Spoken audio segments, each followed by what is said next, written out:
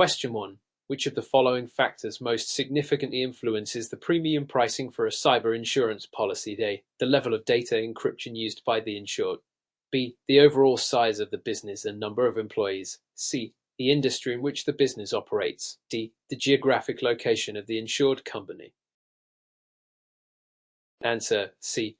The industry in which the business operates. Explanation: the premium pricing for cyber insurance is primarily influenced by the risk profile of the insured, which is closely tied to the industry in which the business operates. For example, healthcare, financial services, and technology companies face a higher risk due to the sensitive nature of the data they handle and the potential impact of a data breach. This leads to higher premiums, while factors such as the size of the business, or encryption methods they can influence pricing. Industry risk exposure remains one of the most critical factors. Geographic location generally has a smaller impact unless specific local regulations or risks, e.g. natural disasters, apply.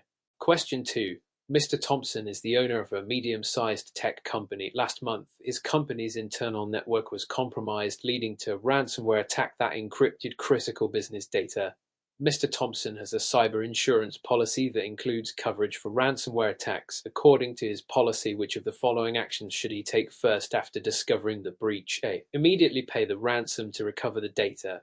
B. Notify his insurance company to initiate the claims process. C. Attempt to decrypt the data using third-party software before involving any experts. D. Reboot the network and restore from backups without notifying anyone. Answer: B. Notify his insurance company to initiate the claims process. Explanation: when a cyber incident occurs, such as a ransomware attack, the insured must notify their insurance company as soon as possible to initiate the claims process. Cyber insurance policies often require the insured to act promptly to mitigate further damage. Notification triggers the claims process, allowing the insurer to deploy forensic experts, assess the extent of the damage, and begin the recovery steps. Paying a ransom is not advisable without consulting legal and insurance experts, as it could lead to compliance and ethical issues. Attempting to decrypt the data, C, could interfere with the investigation. Rebooting the network, D, without notifying the insurer, may violate the terms of the policy, which typically requires cooperation in the claims process. Question 3. Which of the following is not typically covered under a standard cyber insurance policy? A. Data breach response costs including legal and forensic investigation fees. B. Cyber extortion costs including ransom payments. C. Physical damage to property caused by a cyber attack. D. Business interruption losses due to a cyber attack. Answer: C. Physical damage to property caused by a cyber attack. Explanation: a standard cyber insurance policy typically covers first-party and third-party risks associated with cyber incidents. This includes data breach response costs, cyber extortion, B, and business interruption, D, due to cyber incidents like ransomware or system outages. However, cyber insurance does not typically cover physical property damage caused by cyber attacks, such as damage to physical assets. C. Coverage for physical damage may be covered under a separate property or casualty insurance policy, not cyber insurance. Question 4. Which of the following is a key difference between claims-made and occurrence-based cyber insurance policies? A. Claims-made policies cover incidents that occurred before the policy's effective date. B. Occurrence-based policies require the insured to report incidents during the policy period. C. Claims-made policies cover incidents that occur after the policy's effective date but must be reported during the policy period. D. Occurrence-based policies typically cover claims only for cyber incidents reported within the first year of the policy. Answer: C. Claims-made policies cover incidents that occur after the policy's effective date but must be reported during the policy period. Explanation: the key difference between claims-made and occurrence-based policies lies in the timing of reporting and the incident itself. A claims-made policy covers incidents that occur after the policy's effective date, but it requires that the incident be reported within the policy period. This can create a gap in coverage if the claim is reported after the policy ends. On the other hand, occurrence-based policies cover incidents that occur during the policy period, regardless of when the claim is reported.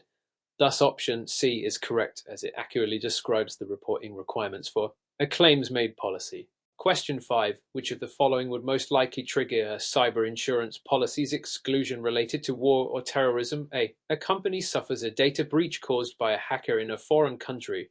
B. A cyber attack is launched by a government-backed group to disrupt critical infrastructure. C. A ransomware attack by a third-party criminal is discovered. D. A software vulnerability is exploited by a hacker to gain unauthorized access to systems.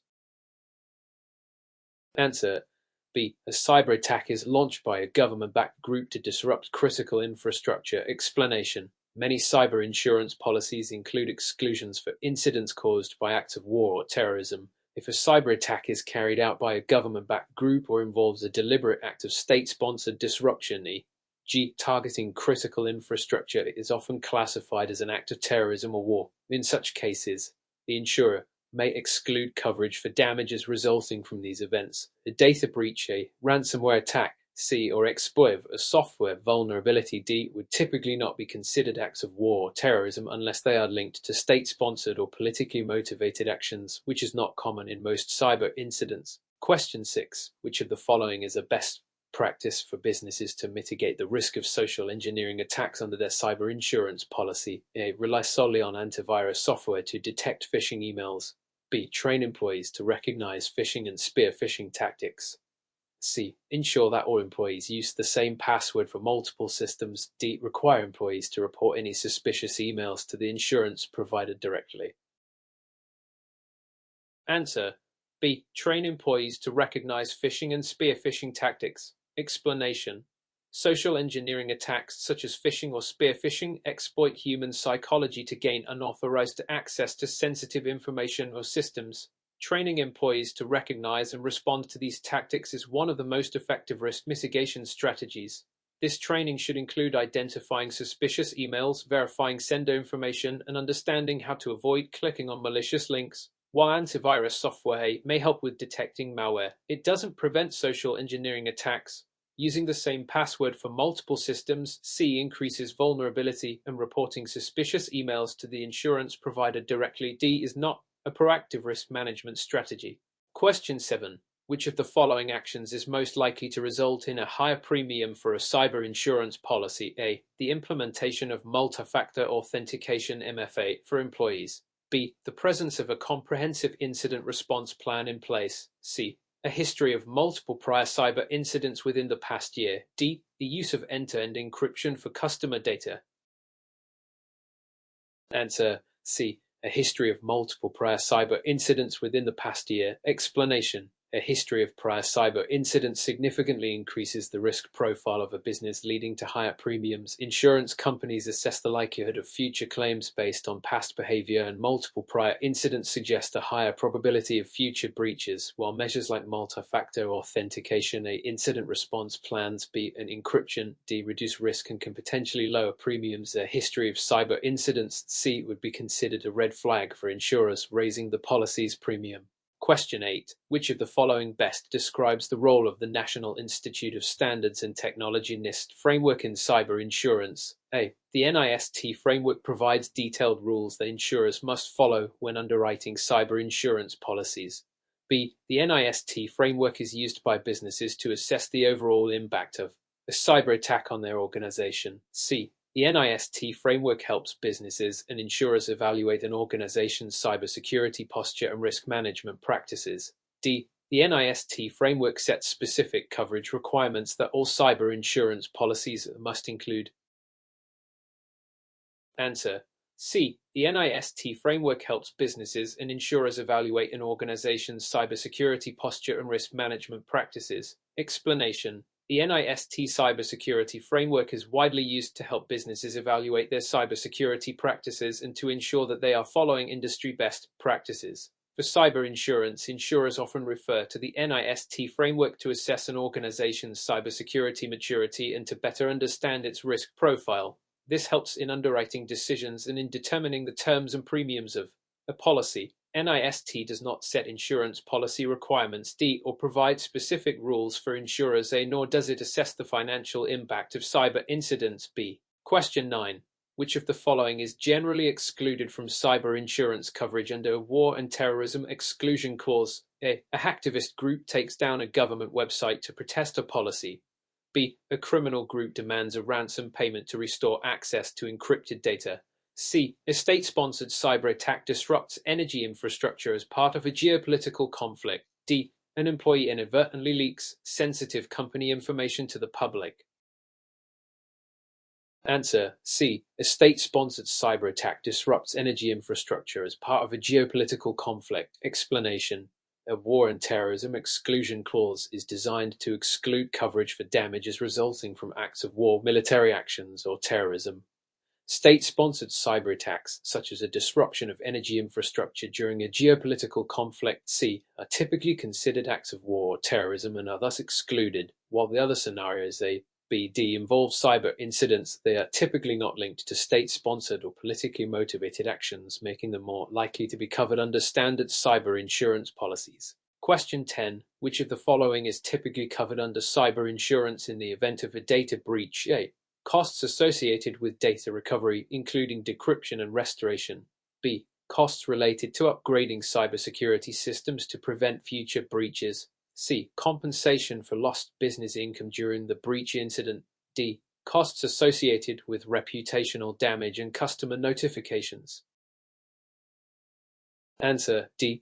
Costs associated with reputational damage and customer notifications. Explanation: data breach coverage typically includes the cost of notifying affected individuals as required by law, e.g. GDPR, CPA, as well as costs related to managing the company's reputation, such as public relations efforts. The insurer may cover the cost of offering credit monitoring services to affected individuals. Costs related to data recovery, A, system upgrades, B, and loss of business income, C, may also be covered under certain circumstances but are not usually a central part of the data breach response coverage. Question 11. Which of the following is most likely to be considered a pre-existing condition ECA cyber insurance policy? A. A company's outdated firewall that is exploited by a hacker. B. A ransomware attack that occurs during the policy period. C. A security vulnerability that was disclosed but not yet patched. D. An employee's personal device accessing company data remotely. Answer: C. A security vulnerability that was disclosed but not yet patched. Explanation: a pre-existing condition ECA cyber insurance context refers to any risks or vulnerabilities known to the company before the policy's start date. If a vulnerability was disclosed but not patched before the policy began, insurers may not cover incidents stemming from that known weakness. While an outdated firewall could be a risk, it must be tied to an incident to be considered a pre-existing condition. The other options involve incidents or vulnerabilities during the policy period. Question 12. What is the primary reason insurers require businesses to have a cyber risk management plan in place before offering coverage? A. To reduce the cost of premiums. B. To ensure compliance with legal and regulatory requirements. C. To demonstrate that the business has adequate security measures to mitigate risk. D. To allow the insurer to manage the business's cybersecurity strategy. Answer: C. To demonstrate that the business has adequate security measures to mitigate risk. Explanation: insurers want to ensure that a business has proactive measures in place to minimize the likelihood of a cyber event. A cyber risk management plan demonstrates that the business understands its risks and has implemented appropriate security measures. This reduces the likelihood of a claim and shows that the company is taking steps to prevent incidents, while compliance, B, and reducing premiums, A, are factors. The main concern is the company's risk mitigation efforts. Question 13. Which of the following is the primary purpose of a cyber insurance policy's business interruption coverage? A. To cover the legal costs associated with a cyber attack. B. To provide compensation for lost income due to a system outage caused by a cyber attack. C. To pay for the cost of restoring stolen data after a breach. D. To cover the cost of notifying customers about a data breach. Answer: B. To provide compensation for lost income due to a system outage caused by a cyber attack. Explanation: business interruption coverage in cyber insurance is designed to compensate businesses for the loss of income that results from a cyber attack disrupting operations. This coverage is particularly important for businesses that rely heavily on their digital infrastructure, while the other options, they C, D, are covered by different parts of the policy. Business interruption focuses on lost revenue during the downtime caused by the incident. Question 14. Which of the following best describes the function of a forensic investigation eka cyber insurance claim? A. To calculate the financial damages from a cyber attack. B. To determine how the cyber attack occurred and assess the damage. C. To develop strategies for improving the business's cybersecurity. D. To create a public statement about the breach for customers. Answer: B. To determine how the cyber attack occurred and assess the damage. Explanation: a forensic investigation is critical in cyber insurance claims because it helps to determine how the attack occurred, identify the scope of the breach, and assess the damage. This information is necessary to accurately evaluate the claim and prevent similar attacks in the future. The other options, A, C, D, are related to different aspects of handling the breach but are not the primary purpose of a forensic investigation. Question 15. Which of the following is typically excluded from cyber insurance policies due to a cyber terrorism exclusion? A. A hacker disrupts a retail company's website to extort money. B. A nation-state launches a cyber attack on a power grid as part of geopolitical conflict. C. A third-party vendor inadvertently causes a data breach. D. A former employee leaks confidential company data to the press. Answer: B. A nation-state launches a cyber attack on a power grid as part of geopolitical conflict. Explanation: cyber terrorism exclusions generally exclude coverage for cyber attacks that are politically motivated or state-sponsored. If a nation-state launches an attack, such as targeting a power grid in a geopolitical conflict, the insurer may exclude coverage due to the act being classified as cyber terrorism. Other scenarios, A, C, D, are typically considered non-terrorist cyber incidents and may be covered under standard cyber insurance policies. Question 16. Which of the following would likely be considered an affirmative coverage under a cyber insurance policy?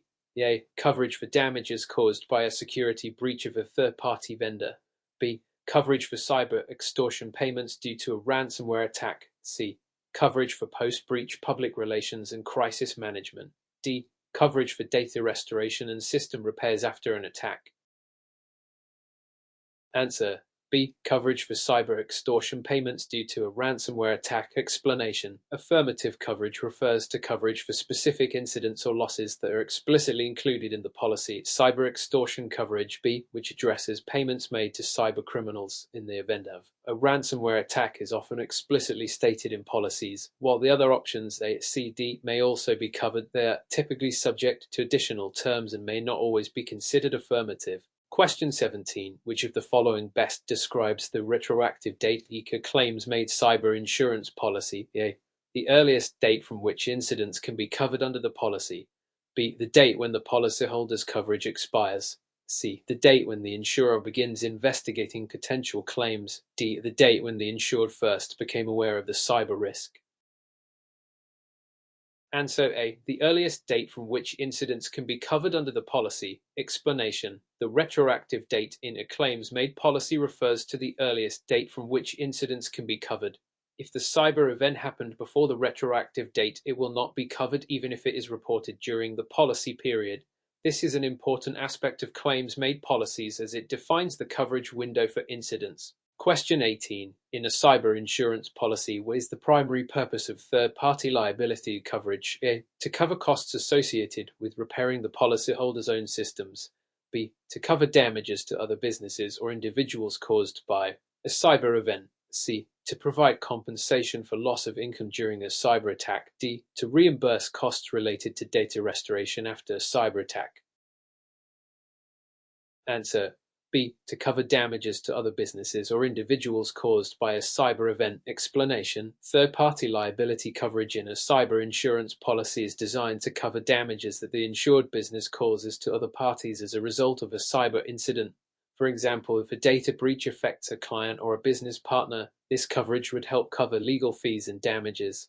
The other options, A, C, D, relate to first-party coverage, which is for the policyholder's own costs and damages. Question 19. What is the primary purpose of a data breach response plan in the context of a cyber insurance policy? A. To identify which employees will be responsible for handling the breach. B. To outline the steps for responding to a data breach, including legal and regulatory actions. C. To detail the costs associated with data recovery after a breach. D. To prevent any unauthorized access to company data.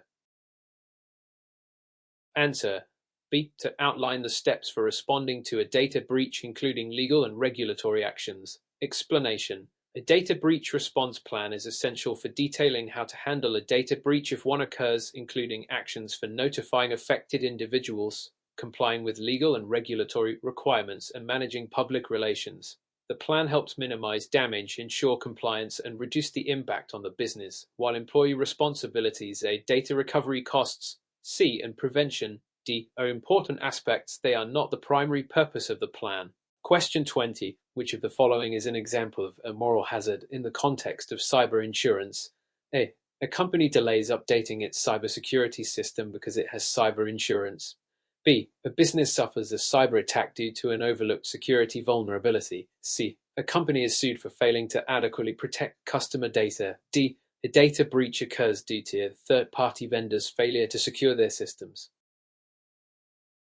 Answer A. A company delays updating its cybersecurity system because it has cyber insurance. Explanation. A moral hazard arises when the insured party takes on more risk than they normally would because they are protected by insurance. In this case, the company may delay necessary cybersecurity updates because they know their insurance will cover the costs of a breach. This behavior increases the overall risk of a claim. The other options, B, C, D, involve actual incidents but are not examples of moral hazard. Question 21. Which of the following would likely be covered under cyber insurance policy's data breach notification provision? A. The cost of hiring a third-party forensic team to investigate the breach. B. The expense of notifying affected customers and providing credit monitoring services. C. The cost to restore or replace the damaged physical hardware. D. The loss of income from business interruption during the investigation. Answer. B. The expense of notifying affected customers and providing credit monitoring services. Explanation. Data breach notification coverage typically covers the costs of notifying affected individuals about the breach as well as providing credit monitoring services to help mitigate the risk of identity theft. The other options, C, D, relate to other aspects of a cyber insurance policy but are not specific to breach notification. Question 22. What is typically excluded from coverage under most cyber insurance policies? A. The cost of recovering stolen data from a hacker. B. Expenses incurred from a denial of service attack affecting a major website. C. Losses from a cyber attack that was a result of employee negligence. D. Financial losses resulting from fraudulent transactions due to a data breach. Answer. C. Losses from a cyber attack that was a result of employee negligence. Explanation. Many cyber insurance policies have exclusions for incidents that occur as a result of employee negligence, especially if the company failed to provide adequate training or security measures, while the other options, A, B, D, may be covered depending on the policy. Negligence exclusions are common in cyber insurance. Question 23. Which of the following best describes the first-party coverage ECA cyber insurance policy? A. Coverage for claims filed by third parties against the insured company. B. Coverage for the insured's own financial losses due to a cyber attack. C. Coverage for the cost of hiring a public relations firm after a data breach. D. Coverage for legal costs related to employee claims about data privacy. Answer. B. Coverage for the insured's own financial losses due to a cyber attack. Explanation. First-party coverage in cyber insurance applies to the insured company's own losses, including costs related to data breaches, system repairs, and business interruption. Third-party claims, A, are covered under third-party liability coverage, while public relations, C, and employee claims, D, may be handled separately. Question 24. Which of the following actions is most likely to reduce the premium for a cyber insurance policy? A. Increasing the deductible amount. B. Reducing the level of data encryption. C. Decreasing the frequency of employee cybersecurity training. D. Limiting coverage for third-party risks. Answer A. Increasing the deductible amount. Explanation. Increasing the deductible typically lowers the premium as it shifts more of the risk to the insured party. The other actions, B, C, D, would likely increase the risk of a cyber event and therefore the premium. Question 25. What is the role of social engineering coverage in a cyber insurance policy? A. To cover losses related to phishing or other fraudulent schemes targeting employees. B. To pay for data restoration after a successful attack on internal systems. C. To reimburse the business for expenses incurred during a system outage. D. To cover legal costs associated with employee privacy violations. Answer A. To cover losses related to phishing or other fraudulent schemes targeting employees. Explanation.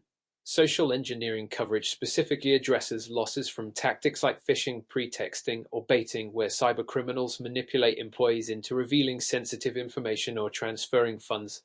This type of coverage helps protect businesses from human errors that lead to financial losses. The other options, B, C, D, relate to other types of cyber insurance coverage. Question 26. Which of the following is most likely to trigger a cyber insurance policy's business interruption coverage? B. A website downtime due to a distributed denial of service (DDoS) attack. B. The theft of intellectual property by a competitor. C. The loss of customer data due to an unsecured server. D. A security breach that exposes customer payment information. Answer A website downtime due to distributed denial of service (DDoS) attack. Explanation. Business interruption coverage is designed to compensate for lost income due to disruptions in business operations. A DDoS attack would cause downtime impacting the business's ability to generate revenue. The other options, B, C, D, do not specifically refer to business interruptions, but rather to losses or breaches of data.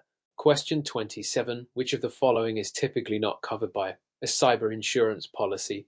A. Costs for investigating a breach and containing its impact. B. Payment of a ransom to regain control of encrypted data. C. Losses resulting from a data breach at a third-party vendor. D. Costs for defending against a lawsuit following a cyber incident. Answer B. Payment of a ransom to regain control of encrypted data. Explanation. While some cyber insurance policies may cover ransomware payments, many do not, due to concerns about encouraging criminal activity. The other options, A, C, D, are commonly covered under cyber insurance policies as they relate to the immediate costs and legal implications of the breach. Question 28. Which of the following could result in the denial of a cyber insurance claim under most policies? A. The insured company failed to implement a required security patch after it was issued. B. The breach occurred after hours when no employees were working. C. A hacker used a stolen password to access the company's system. D. The company had a strong firewall, but a phishing attack bypassed it. Answer A. The insured company failed to implement a required security patch after it was issued. Explanation. Failure to implement security measures such as required security patches may result in the denial of a claim because it indicates negligence on the part of the business in maintaining cybersecurity. The other options, B, C, D, describe situations that may be covered if they fall within the policy's terms. Question 29. What is the main purpose of the network security coverage in a cyber insurance policy? A. To cover legal costs for data breach lawsuits filed by customers. B. To protect against financial losses resulting from a cyber attack that impacts the network. C. To cover expenses incurred while securing the company's physical assets after an attack. D. To pay for the repair of damaged infrastructure after an incident. Answer B. To protect against financial losses resulting from a cyber attack that impacts the network. Explanation. Network security coverage protects against financial losses caused by a cyber attack that compromises the network, such as data breaches, malware, or denial of service attacks. This type of coverage is focused on protecting the business from incidents that directly affect its digital infrastructure. The other options, A, C, D, may be covered by different policy provisions. Question 30. Which of the following would likely be considered a qualified incident for a cyber insurance claim? A company's IT department reports a minor breach, but no financial loss occurs. B. A hacker exploits a known vulnerability in the company's system to steal sensitive data. C. An employee leaves their laptop unattended, leading to unauthorized access to company data. D. A customer accidentally exposes their own information through a breach in the company's database. Answer B. A hacker exploits a known vulnerability in the company's system to steal sensitive data. Explanation. A qualified incident for a cyber insurance claim is typically one where a breach or attack results in actual financial loss, data theft, or a significant event that disrupts business operations. In this case, the hacker exploiting a vulnerability B fits the description of a qualifying event. The other options, A, C, D, may not meet the criteria for a claim, depending on the severity and impact of the incident.